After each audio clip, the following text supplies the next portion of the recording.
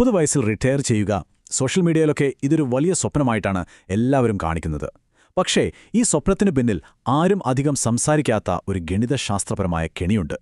ഇന്ന് നമ്മൾ ആ ഞെട്ടിക്കുന്ന കണക്കുകൾ പുറത്തു കൊണ്ടുവരാൻ പോകുകയാണ്. രാവിലെ 9 മണി മുതൽ വൈകിട്ട് 5 മണി വരെയുള്ള ആ ജോലിയില്ലാതെ നമുക്കിഷ്ടമുള്ളത് മാത്രം ചെയ്ത് ജീവിക്കുക.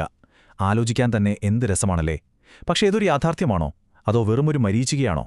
നമുക്കൊന്ന് നോക്കാം. ഒന്ന് കണ്ണടച്ച് സങ്കൽപ്പിച്ചു നോക്കിയേ. എല്ലാ ദിവസവും രാവിലെ വൈറ്റിലപ്പാലത്തിലെ ആ ഭീകരമായ ട്രാഫിക് ബ്ലോക്കിൽ കുടുങ്ങേണ്ട കാര്യമില്ല. മീറ്റിംഗുകളുടെ ടെൻഷനില്ല, ബോസിന്റെ ഫോൺ വിളികളുമില്ല. പകരം കായൽക്കാറ്റേറ്റ് ഒരു ചൂട് ചായയും കുടിച്ച് ഇഷ്ടമുള്ള പുസ്തകം വായിച്ചിരിക്കുന്നൊരു പ്രഭാതം. അല്ലെങ്കിൽ ഒരു ഹൗസ് ബോട്ടിൽ അലസമായി ഒഴുകി നീങ്ങുന്ന സായാഹ്നങ്ങൾ. കേൾക്കാൻ തന്നെ എന്ത് രസമുണ്ടല്ലേ? ഇതാണ് എല്ലാവരും നമുക്ക് വിൽക്കാൻ ശ്രമിക്കുന്ന ആ ഏർലി റിട്ടയർമെന്റ് ലൈഫ്. പക്ഷേ ഈ ചിത്രം പൂർണ്ണമാണോ? സത്യം പറഞ്ഞാൽ ഈ മനോഹരമായ സ്വപ്നം അതൊരു മിഥ്യയാണ്. കാരണമെന്താണെന്ന് വെച്ചാൽ ഇത് പണിതുയർത്തിയിരിക്കുന്നത് ഒരു വലിയ ഗണിതശാസ്ത്രപരമായ നുണയുടെ മുകളിലാണ്. അതെ, നിങ്ങൾ തെറ്റിദ്ധരിക്കപ്പെടുകയാണ്. നമ്മുടെയൊക്കെ ആഗ്രഹങ്ങളെ മുതലെടുത്ത് പലരും യാഥാർത്ഥ്യവുമായി ഒരു ബന്ധവുമില്ലാത്ത കാര്യങ്ങളാണ് പറഞ്ഞു തരുന്നത്. ആ നുണയുടെ അടിത്തറയാണ് നമ്മളിന്ന് ഇളക്കി പരിശോധിക്കാൻ പോകുന്നത്. അപ്പോൾ റെഡിയല്ലേ?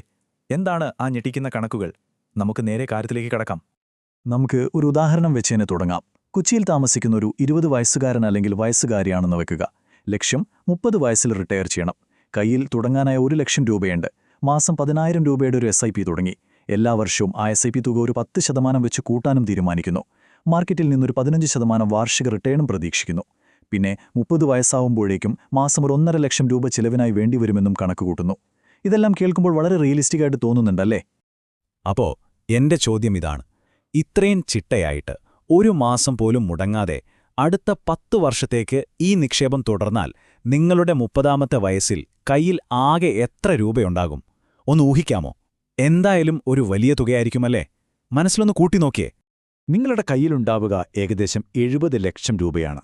പണപ്പെരുപ്പത്തിന്റെ മൂല്യം കുറച്ച ശേഷമുള്ള കണക്കാണ് കേട്ടോ. 70 ലക്ഷം രൂപ.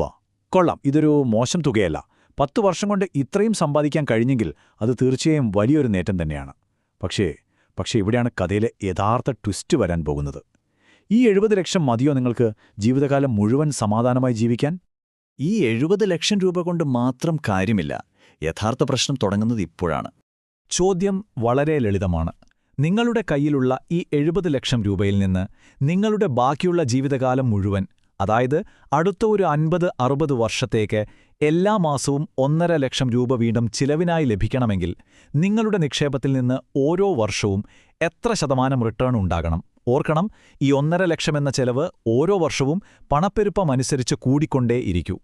ഉത്തരം 26%. അതെ, നിങ്ങൾ കേട്ടത് ശരിയാണ്. 26%. എല്ലാ വർഷവും ഒരു നഷ്ടവും സംഭവിക്കാതെ തുടർച്ചയായി നിങ്ങളുടെ മുഴുവൻ നിക്ഷേപത്തിനും 26% വളർച്ച കിട്ടിയാൽ മാത്രമേ നിങ്ങൾക്ക് ഈ പ്ലാൻ അനുസരിച്ച് മുന്നോട്ട് പോവാൻ കഴിയൂ. ഇത് കേട്ട് നിങ്ങൾ ഞെട്ടിയോ? എങ്കിൽ അടുത്തതുകൂടി കേൾക്കണം. ഒന്ന് ആലോചിച്ചു നോക്കൂ.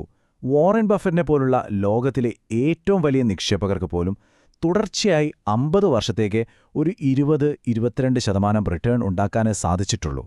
അങ്ങനെയുള്ളപ്പോൾ സാധാരണക്കാരായ നമുക്ക് എങ്ങനെയാണ് എല്ലാ വർഷവും മുടങ്ങാതെ 26% റിട്ടേൺ ഉണ്ടാക്കാൻ സാധിക്കുക? ഇത് ഗണിതശാസ്ത്രപരമായി അസാധ്യമാണ്. ഇതാണ് 30കളിലെ റിട്ടയർമെന്റ് എന്ന സ്വപ്നത്തിലെ ഏറ്റവും വലിയ നുണ. അപ്പോൾ നമ്മൾ എന്തു ചെയ്യും? തോൽവി സമ്മതിച്ച് തിരിച്ചു പോകണോ? വേണ്ട, ഇതിനൊരു പരിഹാരമുണ്ട്. അധികമാരും ശ്രദ്ധിക്കാത്ത എന്നാൽ വളരെ ശക്തമായൊരു വഴി. ഈ പരിഹാരത്തിന് ഞാൻ നൽകുന്ന പേരാണ് ടൈം ട്രാവൽ സൊല്യൂഷൻ. പേര് കേട്ട് അതിശയിക്കുകയൊന്നും വേണ്ട. ഇവിടെ നമ്മുടെ ഏറ്റവും വലിയ സുഹൃത്തും മാന്ത്രികനുമാകുന്നത് മറ്റാരുമല്ല, സമയമാണ്. സമയം കൊണ്ട് നിങ്ങളുടെ സമ്പാദ്യത്തിൽ എന്തത്ഭുതം സൃഷ്ടിക്കാൻ കഴിയുമെന്ന് നമുക്ക് നോക്കാം. ഈ പട്ടികയിലേക്ക് ഒന്ന് നോക്കൂ. നിങ്ങൾ 30ന് പകരം വെറും 10 വർഷം കൂടി ക്ഷമിച്ച് 40 വയസ്സിൽ റിട്ടയർ ചെയ്യാൻ തീരുമാനിച്ചാൽ എന്ത് സംഭവിക്കുമെന്ന് കണ്ടോ? നിങ്ങളുടെ അതേ നിക്ഷേപം, അതേ രീതി. പക്ഷേ വ്യത്യാസം നോക്കൂ. 30 വയസ്സിൽ കയ്യിലുണ്ടായിരുന്നത് 70 ലക്ഷം രൂപ. എന്നാൽ 40 വയസ്സിൽ അത് 6 കോടി രൂപയ്ക്ക് മുകളിലായി മാറും. ഇതാണ് കോമ്പൗണ്ടിങ്ങിന്റെ മാജിക്. ഇനി റിട്ടേണിന്റെ കാര്യം നോക്കൂ. 30ൽ റിട്ടയർ ചെയ്യാൻ അസാധ്യമായ 26% റിട്ടേൺ വേണമായിരുന്നു. എന്നാൽ 40ൽ റിട്ടയർ ചെയ്യാൻ വെറും 9% റിട്ടേൺ മതി.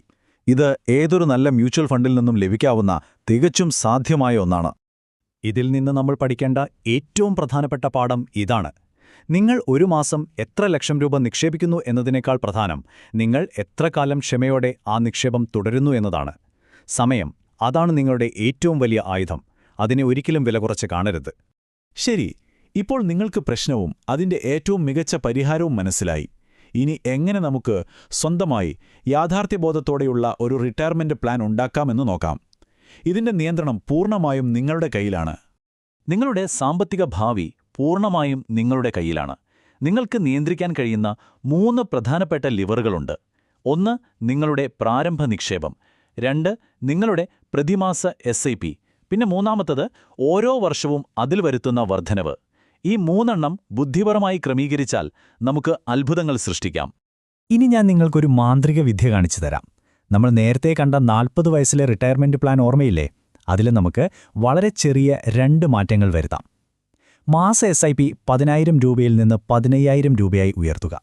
പിന്നെ എല്ലാ വർഷവും വരുത്തുന്ന വർധനവ് 10% നിന്ന് 15% ഈ ചെറിയ മാറ്റങ്ങൾ നിങ്ങളുടെ അവസാന സമ്പാദ്യത്തിൽ എന്ത് വലിയ വ്യത്യാസമാണ് വരുത്തുന്നതെന്ന് കണ്ടുനോക്കൂ. നിങ്ങളുടെ അവസാന സമ്പാദ്യം 6 കോടിയിൽ നിന്ന് 8 കോടി രൂപയ്ക്ക് മുകളിലേക്ക് കുതിച്ചുയരും. കണ്ടില്ലേ, ചെറിയ മാറ്റങ്ങൾ പോലും സമയത്തിന്റെ പിന്തുണയുണ്ടെങ്കിൽ എത്ര വലിയ ഫലമാണ് നൽകുന്നതെന്ന്. ഇതിനാണ് സ്മാർട്ട് ഇൻവെസ്റ്റിംഗ് എന്ന് പറയുന്നത്. അതുകൊണ്ട് റിട്ടയർമെന്റ് എന്നത് ഒരു പ്രത്യേക പ്രായത്തിൽ ജോലി നിർത്തുന്ന ഏർപ്പാടായി മാത്രം കാണരുത്. അത് കേവലം കണക്കുകളെക്കുറിച്ചോ വയസ്സിനെക്കുറിച്ചോ മാത്രമല്ല. നമ്മൾ ശരിക്കും ലക്ഷ്യം വെക്കേണ്ടത് സാമ്പത്തിക സ്വാതന്ത്ര്യം എന്ന ആശയത്തെയാണ്. നമുക്ക് ആ ആശയത്തെ ഒന്ന് പുനർനിർവചിക്കാം. എന്താണ് യഥാർത്ഥത്തിൽ സാമ്പത്തിക സ്വാതന്ത്ര്യം?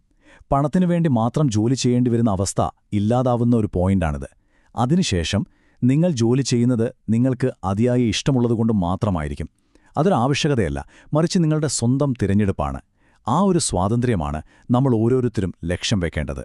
അതുകൊണ്ടെന്റെ സുഹൃത്തുക്കളെ, എപ്പോഴും ഓർക്കുക, ജീവിതത്തിൽ പണത്തിന് പിന്നാലെ മാത്രം ഓടരുത്. പകരം നിങ്ങളുടെ സമയത്തിന് പിന്നാലെ ഓടുക. കാരണം ഒരിക്കൽ നഷ്ടപ്പെട്ടാൽ നമുക്ക് തിരികെ ലഭിക്കാത്ത ഒരേയൊരു കാര്യം സമയമാണ്. നിങ്ങളുടെ സമയത്തെ വിലമതിക്കുക, അതിനെ ബുദ്ധിപരമായി ഉപയോഗിക്കുക. അപ്പോൾ അവസാനം ഈ ചോദ്യം ഞാൻ നിങ്ങളോട് ചോദിക്കുകയാണ്. എന്താണ് നിങ്ങളുടെ സാമ്പത്തിക സ്വാതന്ത്ര്യത്തിലേക്കുള്ള നമ്പർ? 30-ലെ റിട്ടയർമെന്റ് ആണോ അതോ 40-ലെ സ്വാതന്ത്ര്യമാണോ നിങ്ങളുടെ യഥാർത്ഥ ലക്ഷ്യം? നിങ്ങളുടെ പ്ലാനുകളും അഭിപ്രായങ്ങളും താഴെ കമന്റ് ചെയ്യൂ. ഈ ആശയം നിങ്ങളുടെ സുഹൃത്തുക്കൾക്കും ഉപകാരപ്പെടുമെന്ന് തോന്നുന്നുവെങ്കിൽ അവർക്കായി ഈ വിശകലനം ഷെയർ ചെയ്യുക. അടുത്ത തവണ കാണുന്നതുവരെ ചിട്ടയായി നിക്ഷേപിക്കൂ, സ്മാർട്ടായി വളരൂ.